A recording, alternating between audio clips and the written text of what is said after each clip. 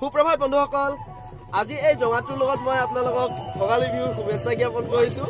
মানে আমাৰ পৰম্পৰাগত হয় জঙা। গতিকে বলক মোৰ লগত আমাৰ গাঁৱৰ ভেলাঘৰলৈ।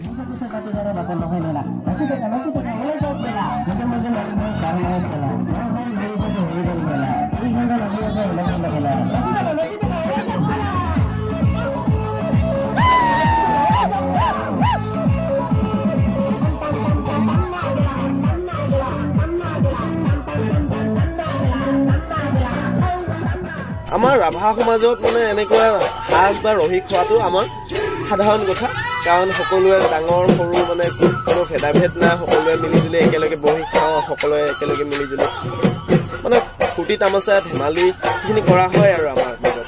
কাৰণ ভোগালী বিহু বুলি সাজ বা ৰহি খোৱাটো পৰম্পৰাগত হয়, আজিৰ দিনৰ নহয়। আৰু জন্ম মৃত্যু বিবাহ আমাৰ তিনিটাতে জঙা বা সাজ